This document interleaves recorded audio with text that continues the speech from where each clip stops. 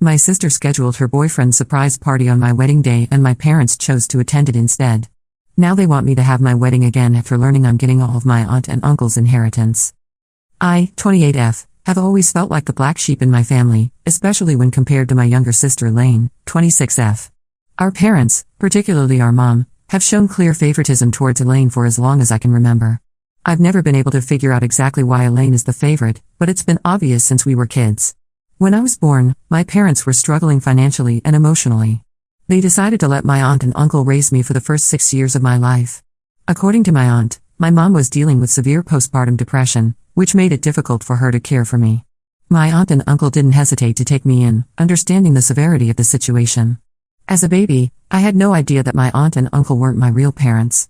I grew up in their loving household, feeling secure and happy. However, things began to change when I started school. My parents would visit occasionally, explaining that they were my real parents and that my stay with my aunt and uncle was only temporary. These visits were always confusing for me. I was excited to see my parents, but I also felt a sense of abandonment.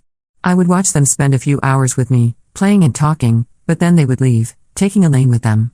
This pattern continued, and it became clear that Elaine was always their priority. While my aunt and uncle provided me with all the love and care they could, the brief visits from my parents left me feeling unwanted. Finally, when I turned 6, my parents brought me back home. At first, I was excited to be reunited with my family, but the excitement quickly faded. I realized how different life was compared to living with my aunt and uncle. One of the first changes I had to adapt to was sharing a room with Elaine. She had always had her own room, and there was a spare bedroom that my parents could have given me. Instead, they insisted that Elaine and I share a room so that we could bond as sisters. Elaine hated this new arrangement and made her feelings clear. If I played too loudly or read books that my aunt and uncle had bought for me, Elaine would mock me, calling me names. Whenever I tried to decorate my side of the room, Elaine would scoff and call me childish. If I brought home a good grade from school and excitedly showed it to my parents, Elaine would roll her eyes and sarcastically call me the teacher's pet. When I practiced playing the guitar my aunt and uncle had gifted me, Elaine would tell me I sounded awful and should give up. Even small things like how I organized my toys or the way I talked about my day became reasons for Elaine to ridicule me. With time, I realized that the things I enjoyed doing became points of contention. The warmth and acceptance I had felt at my aunt and uncle's home was replaced with a constant sense of tension and conflict. Elaine had a problem with everything I did, and it made me self-conscious. Imagine your younger sister, someone you wanted to bond with, making fun of you for every small thing. It made me start doubting myself. I was too young to understand that what Elaine was doing was bullying. I thought maybe I was the problem and just wanted to fit in with my family. I stopped reading my books at home and would only read them at school. I stopped playing my guitar altogether. I did all of this hoping that maybe Elaine would accept me if I changed. Unfortunately, no matter how much I tried to adapt and fit in, Elaine's attitude towards me didn't improve. The more I tried to please her, the more I felt like I was losing parts of myself. Even when I stopped doing all the things that annoyed Elaine, she would find new ways to mock me. I remember in my early teens, I developed acne due to hormonal changes. Elaine would constantly tell me how ugly I looked and that my face was disgusting. Hearing this was so hurtful that I would cry and go to our parents. Instead of supporting me and telling Elaine off, my mom would tell me to stop crying and toughen up. Dad wasn't much help either, he would try to stay out of it. Mom would tell me how I needed to stand up to my sister instead of coming to her. As a result of Elaine's bullying and my parents' inability to make me feel safe and loved, I felt confused and isolated. I longed for the nurturing environment I had with my aunt and uncle, where I had always felt valued and understood. My aunt and uncle did come to visit whenever they could, and when they did, they would try to gently talk to Elaine and tell her not to trouble me, but she never paid them any attention. As I grew older, I slowly became a very angry teenager. I remember that even though Elaine was younger than me, she was more popular at school, and she didn't like that I was starting to make friends. She would try to sabotage my friendships by spreading rumors about me. This time, instead of asking my parents for help, I started standing up for myself. I would confront her about the rumors and tell my friends the truth. Elaine would complain to our parents, and I would sometimes get scolded, but I still felt a mix of satisfaction and guilt for retaliating. The last straw that proved to me exactly how much my parents favored Elaine over me was during my high school graduation. I had worked hard throughout high school and was graduating with honors. I wanted my parents' support and presence at the ceremony, hoping for their pride and encouragement. However, just days before the ceremony, my mother informed me that Elaine had a dance recital scheduled on the same day. Despite my graduation and her recital being hours apart, Elaine wanted my parents to attend her full dress rehearsal, and according to my mother, she needed them more. My mother assured me that my dad would be there to support me. Though disappointed, I resigned myself to the idea that at least one parent would be there for me. On the day of the ceremony, I was shocked when even my dad didn't show up. Apparently, my mom had called him urgently, saying Elaine was having a panic attack before her rehearsal and needed him there to calm her down. Dad chose to rush to Elaine's side instead of coming to my graduation. When I walked up to receive my diploma, I remember seeing no familiar face in the audience cheering me on. I felt nothing but a profound sense of loneliness and abandonment. Later, when I returned home, both my parents and Elaine were absent. I called them only to learn that they were still with Elaine, celebrating her successful rehearsal. Hours passed before they returned, jubilant and celebrating Elaine's performance. They hugged her tightly and praised her accomplishments as if it were the most significant event of the year. I couldn't shake the jealousy and hurt I felt at that moment. My parents didn't even apologize to me for missing my graduation. It was a stark realization of where I stood in my parents' priorities. Despite my hard work and achievements, I was always overshadowed and unappreciated compared to Elaine. This entire thing became a turning point in my understanding of how my parents viewed us, and it shaped my perception of myself within my own family. I started to stop asking my parents for help or for them to be present. I stopped thinking that I could depend on them. Whenever I performed well in my studies or extracurricular activities, I no longer bothered telling them anything. The only people I could talk freely about my achievements with were my aunt and uncle, and they always appreciated me, even for small things. Their words meant more to me than any recognition from my parents ever could.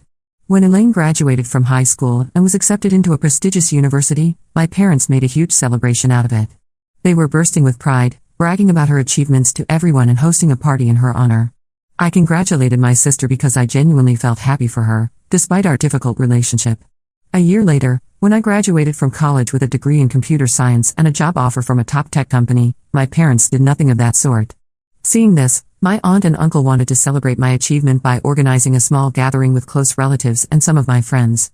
Initially intended to be a modest affair, word spread and many more family members and friends expressed their desire to join and show their support for me. However, my parents expressed disapproval, deeming this celebration as over the top. They felt that I didn't deserve such a lavish celebration, especially when they hadn't done the same for Elaine when she started college. Admittedly, the party that my aunt and uncle were throwing for me was indeed more elaborate than the one Elaine had when she graduated high school. However, I wish my parents could have let me have just one day without complaining. My mother argued that Elaine would feel really bad if she found out that our aunt and uncle were celebrating me with a party, especially considering they had only given her a gift card when she graduated. My aunt, visibly upset, reminded my mother how she and my uncle always had to step in to support and celebrate me because my parents never did. She pointed out how my parents had enthusiastically celebrated Elaine's achievements but seemed indifferent to mine. My uncle echoed her sentiments, questioning why there was a double standard in celebrating their children's successes. In response, my parents defended themselves, arguing that it was challenging to balance celebrations for two children and that their focus had naturally been on Elaine's milestones since she was the youngest. They claimed their hands were full and that they couldn't do everything for both of us equally. My mother further justified that just because they didn't celebrate me enough didn't mean that they didn't love me. Thankfully, my aunt and uncle were not convinced. My uncle argued back passionately that being parents meant being there for both children, not just one. He criticized my parents for not treating me with the same enthusiasm and support they always showed Elaine. In the end, my parents had no argument to stand on, so I did end up having a big party, just as my aunt and uncle wanted me to have. I had invited Elaine to attend, but she told me she was too busy with college preparations to attend a silly little party. For years, my parents continued to show their favoritism towards Elaine, even when we were both adults. It's also particularly evident in how they treat us and our significant others. While Elaine and her boyfriend were always warmly welcomed to our family gatherings, I felt increasingly excluded, especially after I started dating my boyfriend, Jake. When family events came around, my parents would extend invitations to Elaine and her boyfriend without fail each year. However, after I introduced Jake to them, suddenly my parents had concerns about their gatherings becoming too crowded if they invited Jake as well. It felt like a double standard. What made it worse was how my parents viewed and talked about Jake. Despite his impressive academic achievements and successful career as a software engineer, they would find reasons to criticize him. Meanwhile, Elaine's boyfriend, who had dropped out of college and was still trying to figure out his career path, was never questioned or judged in the same way. My mother's comments were particularly hurtful. She once openly expressed to me how she would have preferred me finding a more family-oriented guy instead of someone like Jake, who was so career-driven. She even suggested that Jake would not be a good father to my future children. Despite her remarks, I continued my relationship because I believed in Jake and our future together. I even started declining invitations to family dinners and annual holiday events to avoid giving my parents any reason to criticize Jake. I don't believe my absence had much of an impact on them. Now, Coming to the main reason why I'm posting on Reddit today. 6 months ago, Jake proposed to me, and I said yes. I had no doubts in my mind that he was the one for me. This man has given me so much love and support over the years, I can't even imagine my life without him. When I informed my parents about the engagement out of courtesy, wanting them to hear the news from me rather than from someone else, I was met with mixed reactions. My dad seemed genuinely happy for me and congratulated me, while my mom remained silent. Later, my mother texted me to express her disappointment. She said she was disappointed that I had not listened to her and had gone ahead with the engagement to Jake. She claimed that as a woman, she knew other women better and felt Jake would not be a good fit for our family. I was taken aback and told her to stop, as I was tired of her constantly bringing down my relationship. I asked her if she had any legitimate reason for her dislike of Jake or if it was just unfounded prejudice. This is when my mom retorted, saying that Jake constantly challenged her opinions, unlike Elaine's boyfriend. This statement left me speechless. It was true that Jake isn't someone who lets other people walk all over him. In the past, whenever my mother had tried to subtly mock his career choice or his views, Jake has never let it slide. This is one of the things I admire about Jake, he stands up for himself. He's aware of our family's history, and unlike me, he doesn't hesitate to assert himself with my mother. However, Jake has never been outright disrespectful. His responses are typically polite but firm. It was clear to me then that my mother's issue with Jake was not based on any real behavior or character flaw, but rather on her discomfort with someone who wouldn't simply agree with everything she said. I told my mother that I didn't feel what Jake did was wrong in any way and that I wished I was more assertive like him. My mother retorted that Jake was a bad influence and that he was changing me too much. I paid little attention to my mother's criticisms and continued enthusiastically planning my wedding with Jake. 2 months ago, I sent out wedding invitations to everyone, including Elaine. Despite not receiving any congratulations from Elaine after the engagement, I still harbored no ill feelings and extended an invitation to her for the wedding. To my surprise, Elaine declined the invitation without any explanation, which disappointed me somewhat. But what truly caught me off guard was when my dad called to inform me that while he would be attending, my mom had decided not to come. I knew my mom had reservations about Jake, but I had hoped that for the sake of our family and my special day, she would set aside those differences and join us. I was taken aback and asked why.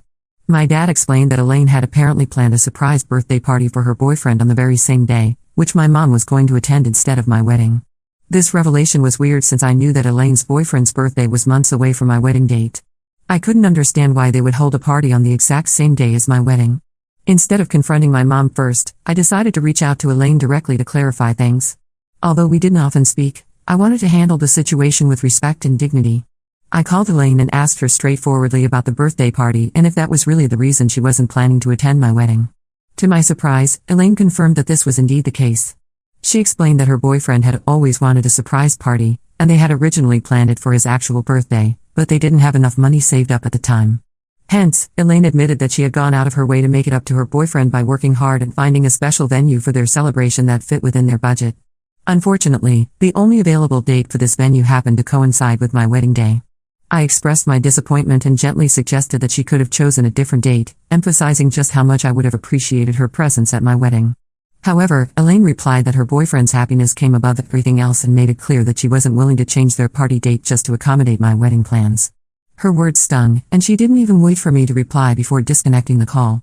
Later, when I called my mom to discuss the situation, she resorted to the same age-old explanation she often used with me. She insisted that Elaine would feel hurt if she didn't attend her boyfriend's party and reiterated that my dad was already planning to attend my wedding, so I shouldn't be selfish and expect her to come as well. I told her, my voice almost breaking, just how painful it was for me to constantly feel like she treated me as inferior compared to my sister. I explained to her that she could do as she wished, but I was no longer going to acknowledge her as a parent after this. My mother scoffed at my words and told me that I should not be so overdramatic over my wedding. After the fallout with my mom over her refusal to attend my wedding, I chose to cut off communication with her entirely. My main focus shifted to ensuring that Jake and I had the most beautiful wedding possible and that our celebration was filled with joy and love.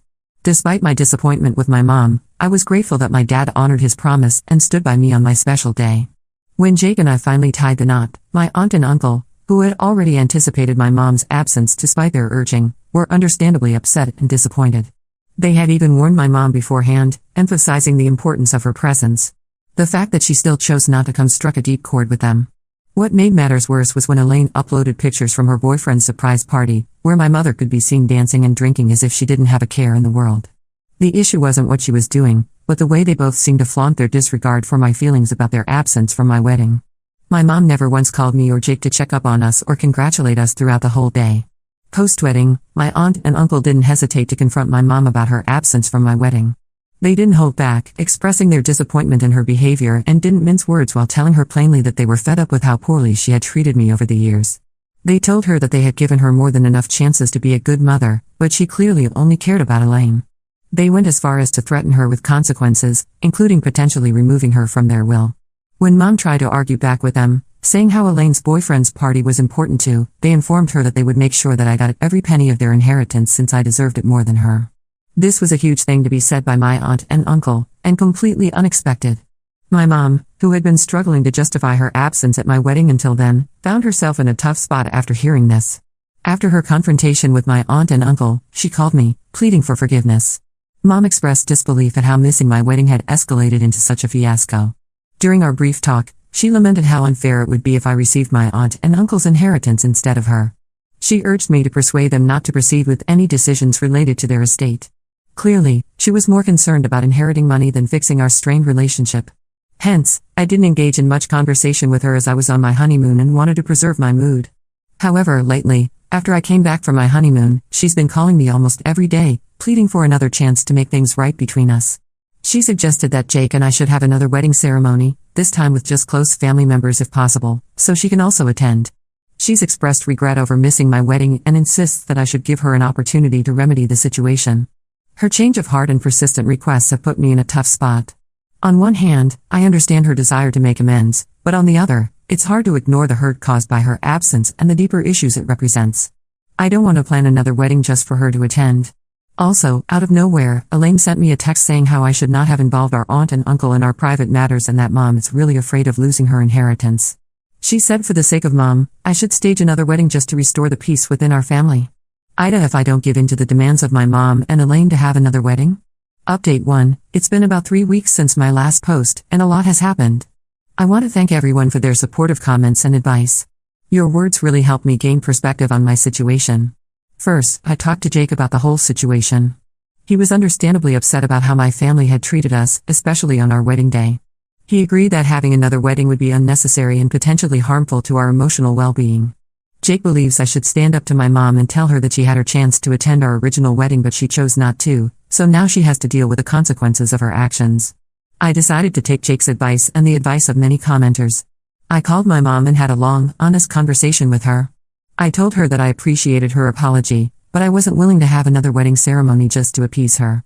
I explained that her absence at my wedding was just the tip of the iceberg. It was a culmination of years of favoritism and neglect. My mom tried to defend herself, saying she always loved me but found it difficult to connect with me after I lived with my aunt and uncle for so long. She claimed that she felt like she didn't know how to be a mother to me and that's why she gravitated towards Elaine. I told her that while I could understand her struggle, it didn't excuse her behavior over the years. I also addressed the inheritance issue. I made it clear that I had no intention of influencing my aunt and uncle's decision about their will. I told her that their choice was their own, and if she wanted to change their minds, she needed to speak to them directly and work on repairing her relationship with them. The conversation ended with my mom in tears, begging me to reconsider. I stood my ground and told her that while I was open to working on our relationship in the future, I needed time and space to heal. I also made it clear that any reconciliation would need to include acknowledgement of past hurts and a genuine effort to change. After my conversation with my mom, I received an unexpected call from Elaine. To my surprise, she wanted to meet up and talk. Curious about what she had to say, I agreed to meet her at a local cafe. When we met, Elaine seemed nervous and uncomfortable. She started by apologizing for missing my wedding and for her behavior over the years. She admitted that she had always been jealous of the close relationship I had with our aunt and uncle, and that she felt like she had to compete for our parents' attention. Elaine then dropped a bombshell. She revealed that she and her boyfriend had broken up shortly after his surprise party. Apparently, the stress of planning the party and the guilt of missing my wedding had put a strain on their relationship. She confessed that she regretted prioritizing the party over my wedding and that she wished she could turn back time. I was shocked by Elaine's confession and honesty. For the first time in years, I saw vulnerability in my sister. We ended up talking for hours, sharing our perspectives on our childhood and our relationship with our parents. Elaine admitted that she had often felt pressured by our mom to be perfect and that she resented me for seemingly having an escape with our aunt and uncle. While this conversation didn't erase years of hurt, it felt like a step in the right direction. Elaine and I agreed to work on our relationship and to be more open and honest with each other in the future. However, just as things seemed to be looking up with Elaine, I received some troubling news from my aunt and uncle. They called to inform me that my mom had shown up at their house, demanding to know why they were planning to leave their inheritance to me. Apparently, she had accused them of trying to buy my love and loyalty with money. My aunt and uncle were upset by my mom's behavior and accusations. They reassured me that their decision about their will was based on their love for me and their disapproval of how my parents had treated me over the years. They also mentioned that my mom had threatened to contest the will if they went through with their plan. This situation has created a new layer of tension in the family. I feel guilty that my aunt and uncle are facing such stress because of me, even though I know it's not really my fault. I'm also worried about how this might affect my budding reconciliation with Elaine. Jake has been incredibly supportive throughout all of this. He suggested that we take a short trip away to clear our heads and get some perspective on the situation. I'm considering taking him up on this offer. I'm at a loss for what to do next. Should I try to mediate between my mom and my aunt and uncle? Should I stay out of it entirely? How do I navigate my new relationship with Elaine in light of all this drama? Any advice would be greatly appreciated. Update 2. It's been about 2 months since my last update, and the situation has taken some unexpected turns. I want to thank everyone again for their support and advice. Your insights have been invaluable during this challenging time. After much consideration, Jake and I decided to take that short trip he suggested. We spent a week at a quiet beach resort, away from all the family drama. It was exactly what we needed, time to relax, reconnect, and gain some perspective on everything that had happened. During our trip, I received a call from my dad. He rarely reaches out independently, so I knew something significant must have happened. Dad informed me that Mom had suffered a minor heart attack. She was stable and recovering in the hospital, but the doctors advised her to avoid stress. Despite my complicated feelings towards my mom, I felt worried and guilty. Jake and I cut our trip short and returned home immediately. When we arrived at the hospital, we found Elaine already there, looking exhausted and worried. To my surprise, my aunt and uncle were also present. They explained that despite their recent conflicts with Mom, they couldn't stay away when they heard about her health scare. Their presence seemed to have a calming effect on everyone. When I entered Mom's hospital room, I was struck by how small and vulnerable she looked. Her eyes filled with tears when she saw me, and she reached out to hold my hand. For the first time in years, I saw genuine remorse in her eyes. Mom began to speak, her voice weak but determined. She apologized for her behavior over the years, admitting that she had let her insecurities and fears drive a wedge between us. She confessed that she had always felt inadequate as a mother, especially after giving me to my aunt and uncle for those early years. Instead of working to overcome those feelings, she had channeled her energy into Elaine, creating an unhealthy dynamic in our family. What she said next shocked me. Mom revealed that she had been seeing a therapist for the past month, trying to work through her issues and understand why she had treated me the way she did. She said that her heart attack had been a wake-up call, making her realize that she needed to make things right before it was too late. Elaine, who had been listening silently, suddenly burst into tears.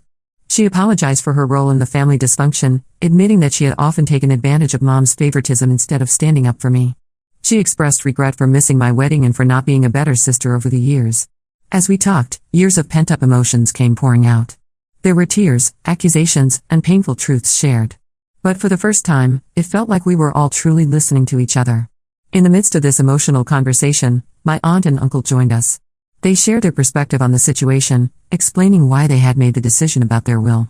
They emphasized that it wasn't about playing favorites, but about trying to right what they saw as years of imbalance in the family. To everyone's surprise, Mom asked my aunt and uncle to keep their original plan for the will. She said that she now understood why they had made that decision and that she no longer wanted to contest it. She acknowledged that her behavior had been driven by fear and greed rather than love and concern for me. This conversation marked a turning point in our family dynamics. While it didn't erase years of hurt and resentment overnight, it opened the door for honest communication and healing. We all agreed to attend family therapy sessions to work through our issues and learn healthier ways of relating to each other. As for Jake and me, we're cautiously optimistic about these developments. We've decided to maintain healthy boundaries with my family while giving them a chance to prove that they're serious about change. Jake has been incredibly supportive throughout this process, reminding me that it's okay to protect myself emotionally while also being open to reconciliation. I know we have a long road ahead of us, but for the first time in years, I feel hopeful about my relationship with my family. It's a strange mix of emotions, relief, anxiety, hope, and lingering hurt. But I'm committed to working through these feelings and giving my family a chance to make things right. Thank you all for your support and advice throughout this journey. Your words have given me strength and clarity during some of the most challenging moments. I'll keep you updated on how things progress. Update 3. It's been 6 months since my last update, and I wanted to share how things have evolved in my family. The family therapy sessions we agreed to attend have been challenging but incredibly beneficial. We've had moments of breakthrough and setbacks, but overall, I can see a positive change in our family dynamics. My mom has continued with her individual therapy alongside our family sessions. She's made significant progress in understanding her past behaviors and working on changing them. There have been difficult conversations where she's had to confront the pain she caused me over the years, but she's shown a genuine commitment to making amends. Elaine and I have been working on rebuilding our sisterly bond. We've started having regular sister dates where we catch up and share our lives with each other. It's been nice to discover the person my sister has become without the cloud of resentment and competition hanging over us. My dad, who had always been somewhat passive in family conflicts, has also stepped up. He's acknowledged his role in enabling the dysfunction in our family and has been actively working on being more present and supportive. As for my aunt and uncle, they've been incredibly supportive throughout this process. They participated in some of our family therapy sessions, helping to provide context and perspective on our family history. They've also maintained their decision about their will, but it's no longer a point of contention in the family. Jake has been my rock through all of this. He's been patient and understanding, offering support when I need it and space when things get overwhelming. His presence has been a constant reminder of the healthy, loving relationship I deserve. One of the most significant developments came last month when my mom approached Jake and me with an idea. She suggested that we renew our vows on our first wedding anniversary, with a small ceremony including our immediate family and closest friends. Unlike her previous suggestion of a second wedding, this felt genuine and not driven by guilt or ulterior motives. After discussing it thoroughly, Jake and I agreed. We saw it as an opportunity to celebrate our love and the progress our family has made. The ceremony was intimate and beautiful, filled with emotion and sincerity. Seeing my mom, dad, and Elaine there, genuinely happy for us, was a moment I'll cherish forever. I won't pretend that everything is perfect now. We still have our moments of tension and old habits sometimes resurface. But the difference is that now we have the tools and the willingness to address these issues head-on. I've learned that healing family relationships is a long, ongoing process. It requires patience, forgiveness, and a commitment from all parties involved.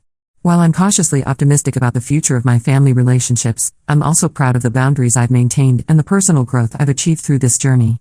Thank you all for your support and advice throughout this challenging time. Your words have been a source of strength and clarity. While our family story is still being written, I feel hopeful about the chapters to come.